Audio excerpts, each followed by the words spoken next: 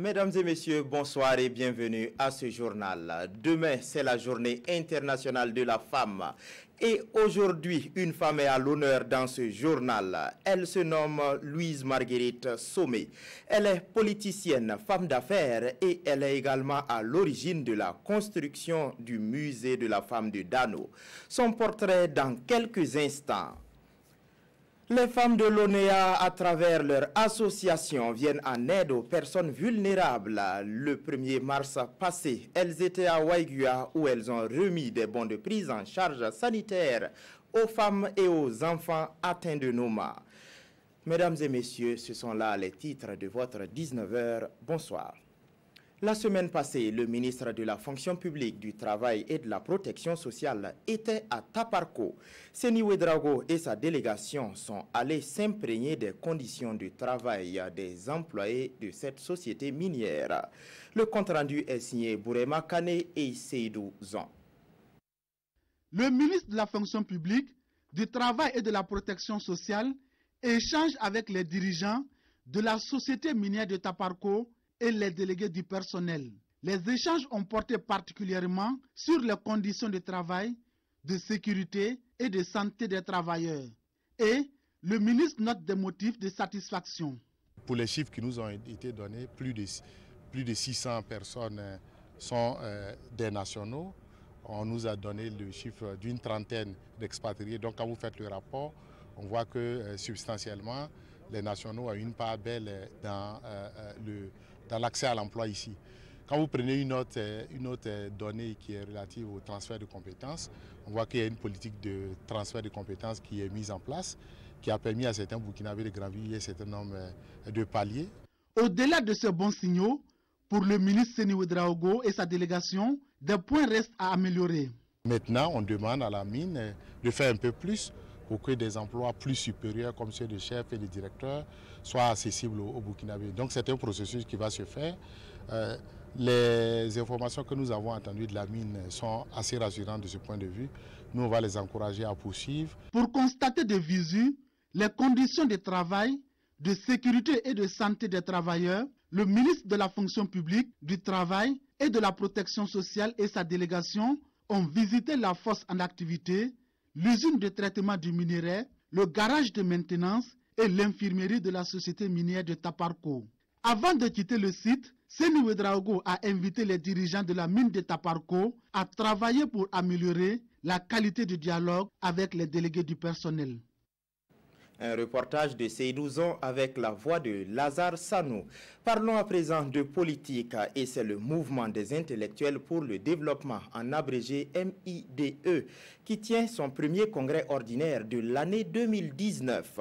C'était le 2 mars passé à Bobo-Dioulasso. Notez que le parti est créé depuis 2015 et ce parti se veut un parti centriste.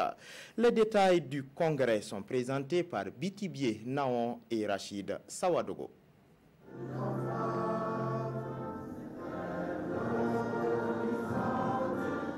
Le MID, le mouvement des intellectuels pour le développement, lance officiellement ses activités ici à Bobo-Dioulasso à travers ce congrès premier du genre. Pour atteindre ses objectifs, ce parti souhaite l'adhésion de tous sans distinction car la paix et le développement du Burkina passent avant tout. Pour le MID, tout citoyen qui existe doit faire quelque chose pour son peuple avant de partir.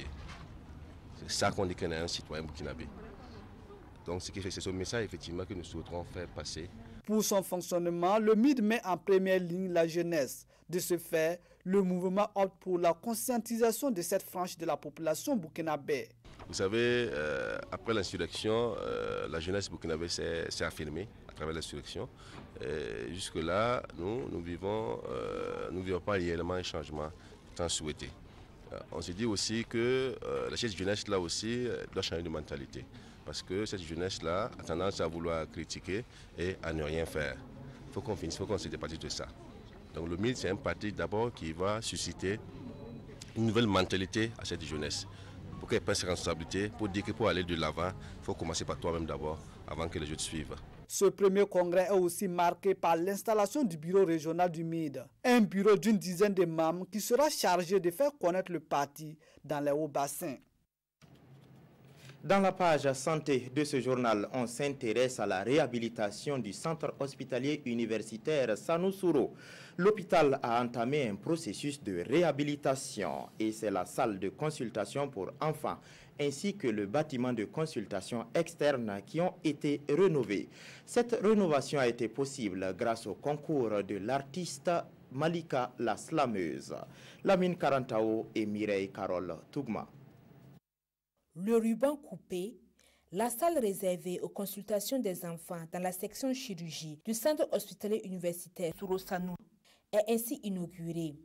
Un geste de l'artiste musicienne Malika la Slameuse qui veut ainsi offrir un cadre sain de consultation agréable aux enfants. Le professeur Bandré, qui est chirurgien à l'hôpital Sorosano ici, nous a approchés et nous nous sommes dit pourquoi pas, si notre art peut contribuer à sauver des vies, surtout que là on parle d'enfants, je pense que c'était une obligation pour nous. Et je pense que c'est un devoir de concilier nos forces pour pouvoir réaliser les objectifs je pense que demain je pourrai avoir un enfant qui vienne se soigner ici. Donc je le fais pas seulement pour moi, mais aussi pour les générations à venir. À travers cette donation, Malika la Slameuse espère que d'autres bonnes volontés vont emboîter le pas.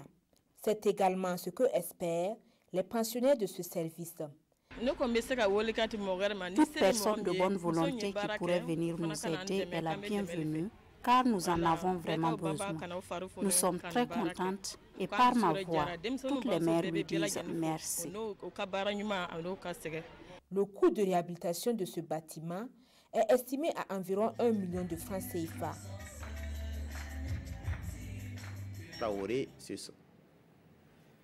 Elle se nomme Louise Marguerite Somé et elle est engagée pour l'émergence de la province du Ioba. Elle est politicienne, femme d'affaires et aussi elle est à l'origine de la construction du musée de la femme de Dano. En prélude à la journée internationale de la femme, Bernard Combelem et Aboubakar Traoré se sont intéressés à elle. Affectueusement appelée Tanti Margot, Louise Marguerite Somé est une opératrice économique bien connue à Dano. Après 18 ans de service comme secrétaire à la Banque nationale de développement du Burkina, elle est licenciée à la fermeture de l'entreprise. Elle se lance alors dans les affaires. En 1993, Marguerite Somé réalise l'une des premières auberges de Dano après un constat amer. J'étais en train de construire ma maison et je reçois une visite d'un petit frère. Il est venu à la maison accompagné d'un ami. Alors quand ils sont arrivés, Georges m'a fait la présentation de cet ami-là. Il disait, bon, c'est la grande sœur, et puis il me dit, bon, c'est un collègue de service. Il a présenté, il a fait la présentation. Et moi, j'ai dit, enchanté d'être venu dans notre capitale. Madame, c'est votre capitale comme ça? Il dit oui, et c'est là il a raconté. Il dit, mais vous savez qu'il y a plus de 2 jours que je suis là. Je ne sais où dormir ni manger. La nuit, je n'ai pas dormi. Je vais tourner ma tête. Je dis, mais ce n'est pas possible. Dans Dano, je n'imaginais pas qu'il n'y avait pas une petite infrastructure d'accueil dans Dano. Une dizaine de personnes travaillent aujourd'hui dans cette auberge et s'estiment heureuses d'avoir une patronne comme Marguerite Somé. Elle vient seulement, elle dit tout bonjour à tout le monde. Elle essaie de passer dans tous les services surveillés. Et puis elle nous appelle, on s'assoit, on cause. Après, elle va. Sinon, elle nous traite comme ses enfants et non ses employés. Opératrice économique, Marguerite Somé est aussi femme politique. En 2006, elle a été élue première femme maire de Dano et s'est investie personnellement pour la réalisation de nombreuses infrastructures, entre autres l'actuel bâtiment de la mairie, le lycée municipal et le musée de la femme de Dano. Une infrastructure où on retrouve une collection de statues de femmes, des objets de parure, des ustensiles de cuisine, bref, tout ce qui reflète le quotidien de la femme. J'ai eu des obstacles parce que vous avez vu un gros arbre là, l'arbre sacré là. On m'a dit que ce n'était pas possible de faire une réalisation dans cette cour parce qu'il y a l'arbre sacré. Mais Dieu aida, avec les coutumiers, je me suis entendu, la réalisation a été faite. Mais c'était un marché, pour déménager le marché, ça n'a pas été facile. Ça a fini par aboutir à quelque chose. Les gens ont déménagé, la réalisation a été faite. Avec la bénédiction des coutumiers, l'arbre sacré est toujours resté là. Ils continuent de faire les sacrifices comme il le faisait. Aujourd'hui, le musée dédié à la femme fait la fierté de Dano. Le musée de la femme de Dano est fréquenté. Et nous organisons souvent des journées portes ouvertes, mais nous enregistrons aussi la visite de certains touristes qui viennent au-delà des frontières africaines, comme en Afrique. Je suis vraiment impressionné pour le musée parce que quand je vois les images, c'est très impressionnant et surtout qu'il y a de l'explication pour chaque image. C'est vraiment intéressant et que ça la pousse à revenir prochainement et avec d'autres personnes aussi. Le travail abattu par Tanti Margot pour le développement du Burkina a été reconnu par les plus hautes autorités.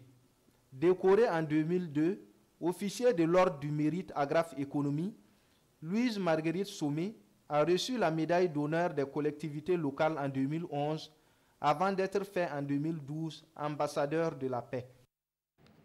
Celles qui vont suivre sont également des femmes battantes et elles ont décidé de se regrouper au sein de l'association des femmes de l'ONEA. La semaine passée, elles étaient dans la cité de Naba-Kango pour laisser parler leur cœur. Elles ont ainsi donné aux personnes vulnérables des dons et également des prises en charge aux personnes, aux hommes et aux femmes et aux enfants affectés par le Noma, Issoufou Kaboré et Beleman Nestor Toé. Un chèque de 10 millions de francs CFA et des kits de médicaments pour la prise en charge des enfants atteints de Noma. 500 bons de dépistage du cancer du col de l'utérus au profit des femmes de Waïgouya. Ce sont là quelques actions posées par l'association des femmes de l'ONEA, des œuvres qui visent à contribuer au bien-être des populations vulnérables. Celui qui peut faire un geste, qu'il le fasse. C'est louable.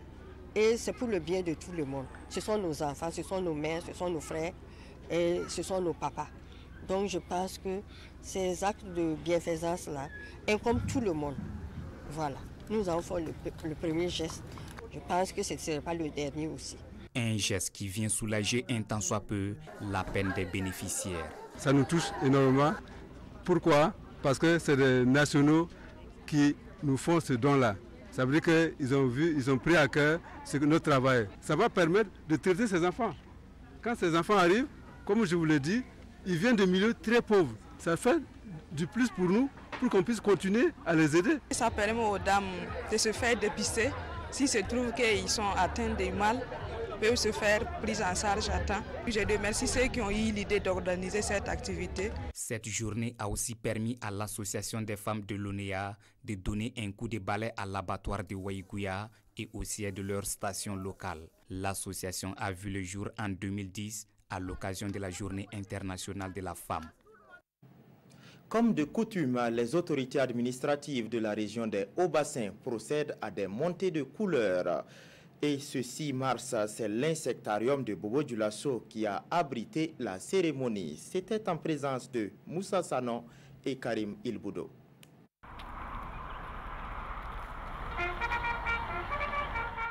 Traditionnelle montée des couleurs. En ce premier mardi du mois de mars, les autorités administratives des Hauts-Bassins sont à l'insectarium de Bobo-Dioulasso. À l'absence du gouverneur de la région, c'est le haut-commissaire de la province du Houé qui préside la cérémonie. Au niveau de la région, nous avons décidé de consacrer chaque premier mardi du mois. Nous nous retrouvons pour ce acte citoyen.